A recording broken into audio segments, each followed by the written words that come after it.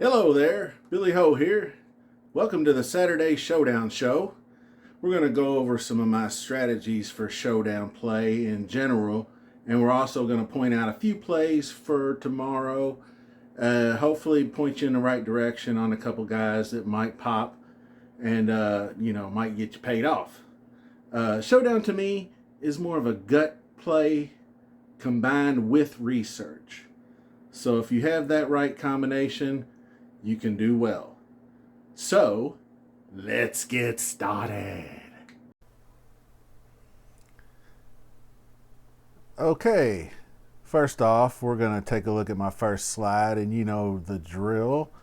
Do all the things listed here, and I am most appreciative. Next up, our Fantasy National Golf Club, who provides all my stat engines for my weekly tournaments. All right, enough of that. First off, I like Saturday ShowDown No Cut as much as the next guy, but my main focus is kind of for future reference on cut events. I don't really want to say full field because there's invitationals and whatnot, but cut events are the best on Saturdays because obviously the field is cut down to 65 and ties. It goes along the same concept in NFL with smaller game slates. The smaller the player pool, the easier it is. Secondly, I tend to shy away from the Sunday ShowDown slates because the addition of the placement points really throws a monkey wrench into everything for me. I don't like it. Saturday is also a great day to target those on the number cut makers. Like, how many times have you seen a guy just get on that cut line only to make a monster run to a top 10 by Sunday? Those early tee times they get on Saturdays can really be helpful with softer conditions, and not knowing what everybody else has done yet takes a little of the edge off. My last strategy take on Showdown is to be mindful of the tourney you're working with. If it's an easy birdie fest like we're seeing this week at the Tournament of Champions, it's much tougher to nail down the best plays. Anyone on tour can score on these type of courses. My best hits are all those that are a little bit more challenging. They don't have to be super difficult, but you usually need the cream to rise a little bit. On to the breakdown. This here is a list of a typical player pool I might target for Saturday's slate this Tournament of Champions. In no particular order. Well, I guess the order is price. Start with Rahm. The man is a machine, and he looks to be on Friday suffering some regression on the greens today, not making all the putts. But if you want to call it a bounce back, I mean, his compact and powerful swing is a perfect fit here. And if you looked at my video on Monday, he was number one in the shot shape. Secondly, Bryson.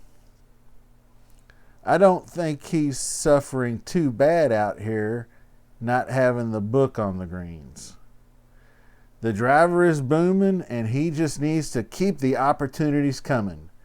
He's always live for those coveted eagles in Showdown and does not seem to be making the huge mistakes either, so you're not going to get those negative double bogeys.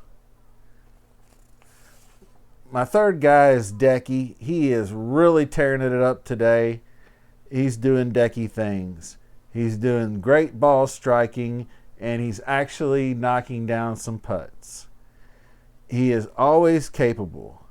My only drawback here is that I am unsure that I would run him back again, as back-to-back rounds don't always translate for the bot. Victor Hovland, he's a bounce back candidate in my opinion, because Friday looking like putting woes and less than accurate irons are costing him today. But this dude just flat out scores DK points, period. Now my man JT. Oh, Justin. I mean, we all just look at him on the greens and just want to just punch him in the frickin' face. Get that putter out of your ass, son. Oh, and he's losing massive strokes over the field in the first 2 days of play this week. Now, what I noticed was the good news, he got back about a half a stroke so far on the back nine Friday. He's heating up a little bit. His ball striking did seem to be better Friday, so there is promise.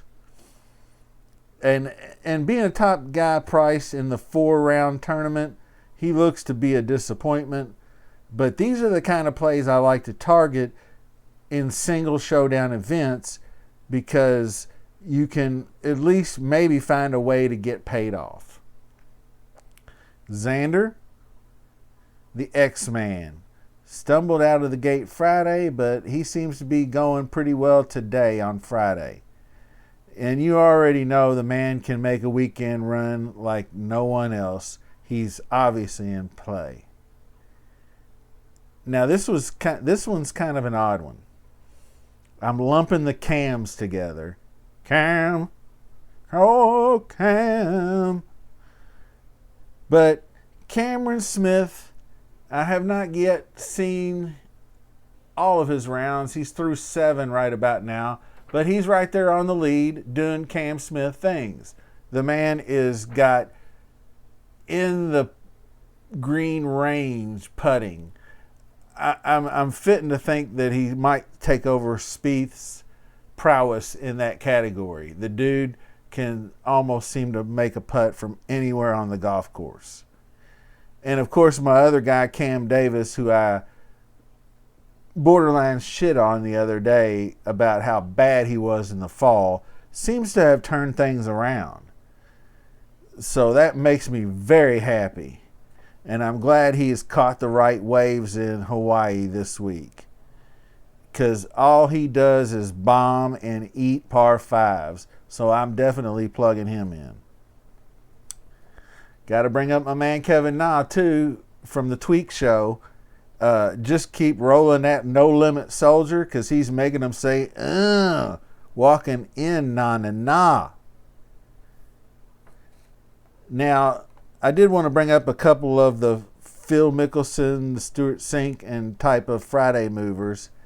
And I love to see them. My man Stu Manji and Philly Phil.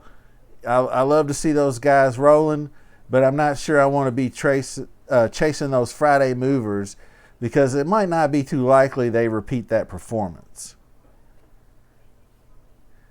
Of course, now, next, we have Billy Hustle, Billy Ho, Billy Hizzles. My namesake is heating up, and that shot shape is putting him in good position to score. Flipping the putter from yesterday on Friday is no coinkydink why he's shot up the board. The last guy I wanted to bring up is Matt Jones, because he's down at 6,100, and he seems to have a solid all-around game the first 2 days. And maybe he might still be going under the radar a little bit, so I kind of like him as your last guy in at 6,100, and he's probably going to allow you some salary relief. And the last thing I wanted to talk about is ownership. With showdown pricing, you can pretty much fit anyone you want in a lineup. The pricing is a lot different, as you can see. The high variance of a one-day event also gives you the freedom to leave any amount of money on the table that you want.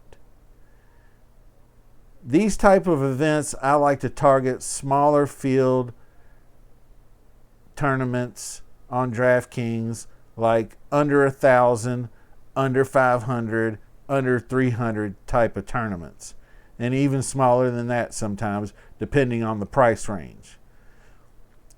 And the main thing you want to do in these tournaments is hit the top 10.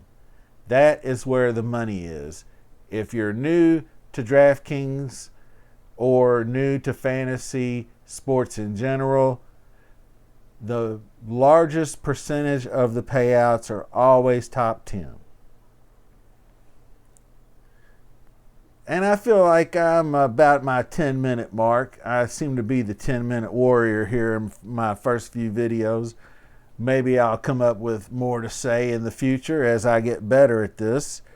But that's pretty much going to do them. And as always, I appreciate you joining me on my journey this year. This is my first foray into this type of thing, and I am learning and growing every week. And just take a look at that last slide and click, clickety, clack, all them buttons. Click the buttons, baby. And we will see you next time.